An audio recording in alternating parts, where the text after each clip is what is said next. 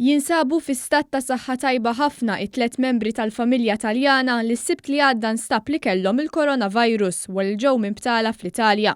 Dan iddikjaraħ it-tabib Charles Malija Zoppardi li qed jieħu il-kura tat-tifla ta' 12-il sena u l-ġenituri tagħha fl-Isptar Mater Dei.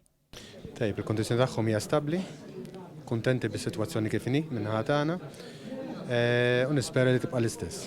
F'konferenza tal-aħbarijiet f'Mater Dei, l-awtoritajiet tas-saħħa kkonfermaw li d-Dipartiment tas-Saħħa traċċaw il-persuni li b'xi mod setu kienu f'kuntatt mal-familja milquta.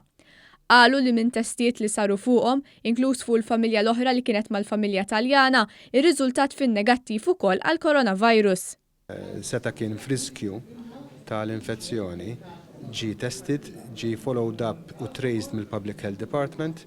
L-informazzjoni li għandi jiena li kull min kellu possibilità li kellu kuntatt magħhom dawn ġew traċċati, sarulhom is-swabs, min kellu bżonn isiru swab u s'issa kollox negattiv. Il-kap tad-Dipartiment tal-Patoloġija tal-Isptar Mater Dei, Chris Barbara, qal li b'kollox saru 231 swab test fuq każijiet suspettużi, filwaqt li saru aktar minn 300 test ieħor fuq nies li daħlu l-isptar fuq każijiet oħra u dawn kollha rriżultaw fin-negattiv għall-coronavirus. Lebsin l-ingravata fil-qmis l-uffiċjali tas-saħħa elenkaw il-prekawzjonijiet li qed jittieħdu sabiex it-tobba u l-infermiera fl-isptar ikunu protetti. Qalu li mal-200 tabib u tabiba flimkien ma' mijiet ta' infermiera ingħataw taħriġ apposta minħabba dan il-virus. Waħda mill-infermiera tad-demostrazzjoni tal-ilbis protettiv li qed tintlibes skont direttiva tal-Għaqda Dinjija tas-Saħħa. Ilbis komdu iżda li jipproteġi lit-tobba u l-infermiera. Iżda l-awtoritajiet tas-saħħa reġgħu appellaw lill-pubbliku sabiex kulħadd ikun responsabbli. It-tabib Malija Zoppardi sejjaħ lill-familja milquta bil-virus bħala responsabbli għax ma ħarġux mid-dar wara li ġew mill-Italja u għamlu kwarantina.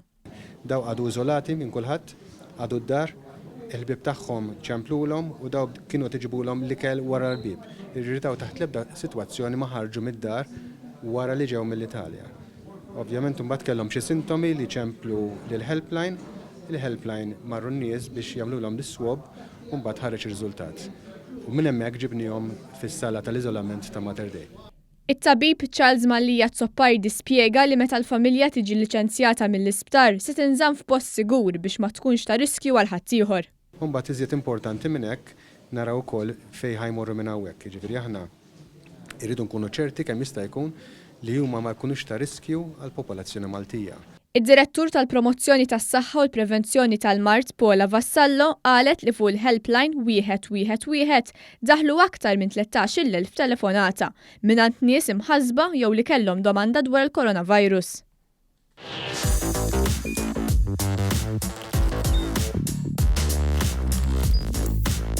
Idħol fuq one.com.mt u hemmhekk tista' tara l-programmi kollha li jxandru fuq One permezz ta' One Play.